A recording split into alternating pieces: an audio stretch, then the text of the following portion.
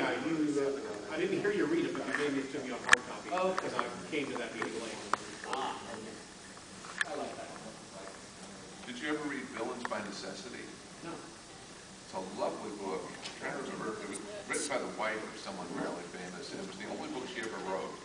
A lovely, lovely piece of work. Basically, evil has been defeated, utterly routed, and the world has become a better place. Unfortunately, it's become too good, and it's approaching heaven, okay, and it's going to merge with heaven. Yeah. And earth is kind of like that dividing line between heaven and hell. And if earth merges with heaven, then heaven and hell will touch, and it'll mean the end of everything. Yeah. So they have to restore the balance between good and evil on earth. And of course, none of the good guys are going to do this. Yeah. So this somewhat neutral character goes out and recruits the last few villains to try to get them together Interesting. to open one of the sealed gates to hell to let evil back into the world. Wow.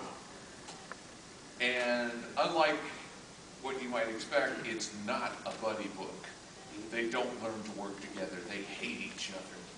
They despise they're villains. Yeah. They never learn to get along. They hate each other all the way through. They're disgusted. And it's, you keep expecting, they're going to get to the point where they learn to work together or they learn some moral lesson. No, they hate each other. They're stinky. They're horrible. They're vicious all the way through the book. And it's just very, very odd reading, but it's a lot of fun. Forward, that's who, Janet Forward. But it's a lovely piece of work. Like I said, you keep expecting to give in to the cliches, and nope. Nope, we're going to be cowards. We're going to run off now. That's why I liked Dr. Smith. He had character.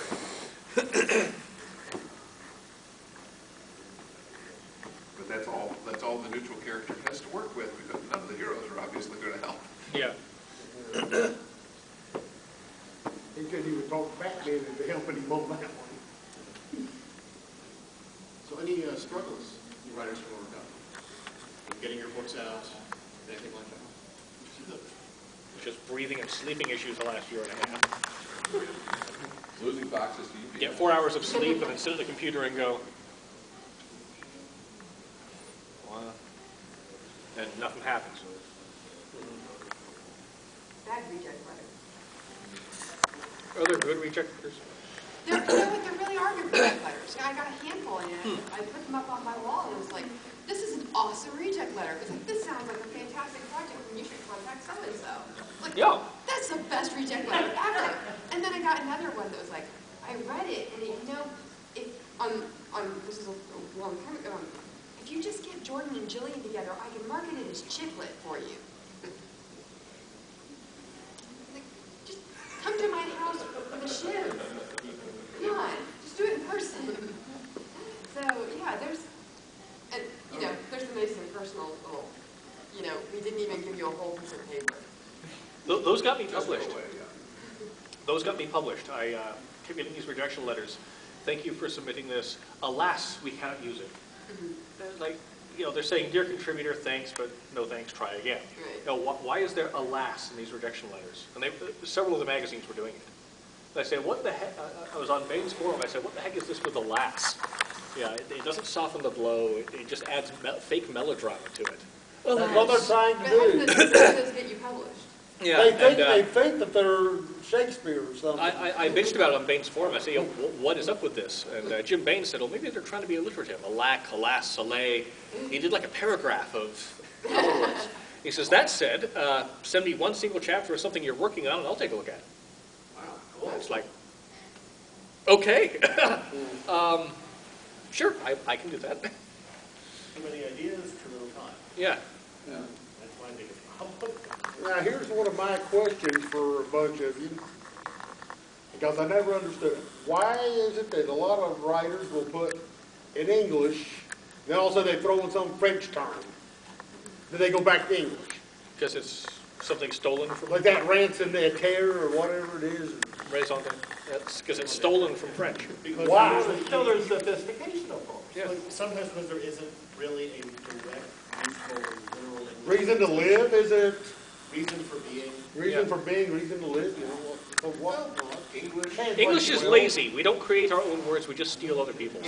I was about to say, English does not borrow words. We follow other languages down Yes. dark alleys, get in the back of the head. And go through their pockets for loose grammar. Yeah. Yeah. What do you call this flat, square, gully-looking thing? Canyon. Canyon's good. That's what we'll call it. What do you call this fish and seaweed and rice? Sushi. Sushi it is. It could be worse. We could be borrowing from the Germans. We have. Well, we are. No, Theoretically. no, the really big ones. Do the Germans have a word for schadenfreude, or do they just use ours? Well, you know the French They have no try word not for to. entrepreneur. Right, yes. And somebody once commented the German word for subway is basically go down underground and right and around in a big train. Yeah, that's how That's what I was trying to say, was Yeah. they basically just tack a whole bunch of words together well, and go off happy. the German word for tank was originally what was it? A armored tracked vehicle designed for destroying trenches that are dug in the ground, That sounds like which they the shortened name- to Panzerkampfwagen and then to just Panzer. That sounds a lot like the name of any good '60s Lee and Kirby Marvel villain, but it has to spell out something. Yeah. You know, like Yeah. Evillo. Yeah. Yes. I think one thing in writing short fiction is trying to keep continuity through your stories, or sort of have a common theme or whatever. Because other ideas will pop into your head while you're doing this project, and maybe they're not, they don't fit in as well or whatever. But I really like what Jason Walters did with his book, because he did regional short fiction, and his last story just brought all of his characters together like an apocalypse, and I just, I'm sure it's been done before, I just wasn't aware of it. But what a great way to, unite, bring people back, and people you've killed off, you can have them reappear. And it was just a really, and then everything just got really out of hand. It's just a good way to do it. I agree with you, but I know writers who could give less than a damn about continuity. And if someone brings it up, their response is, F you, I'm a New York Times bestselling author and you're not. Well, That's how they treat their fans, and it works. I sometimes discover around page 200 and somewhere around page 100 a major character changed their name. Yes. I find that really annoying. Yes. I write. Gender changed on one of these characters. That's never happened to me, fortunately. And the attitude was like, yeah, so. Don't let them ruin it. I'm not trying to write a perfect story. I'm just trying to, get the story Now, out there. this one happened, in one book I read, at the top of the page, the character was a construction worker.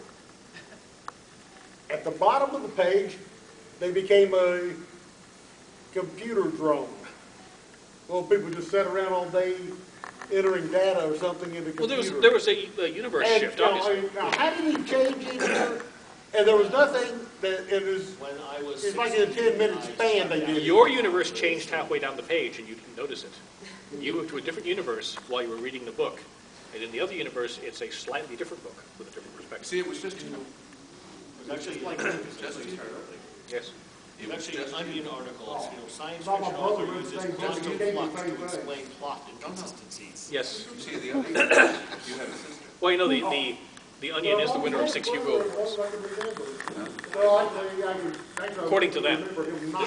This is in like 1993, they I claimed. do know the world. On their paper edition.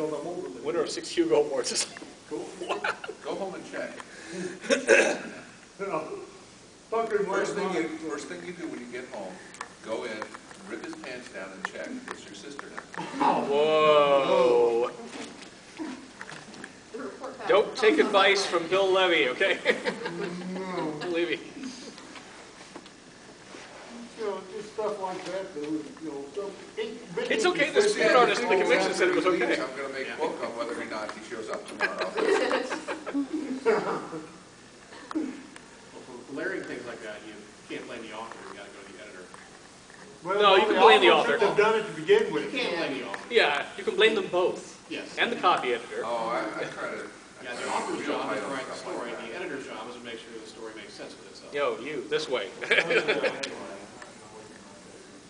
Ooh, shiny, yeah, this way. No, I get very anal about details. I really do. I'll go through and read it like 10 times. Mind you, it's fortunate that I have reading speed that's just hideously fast, but because I'll reread the book in like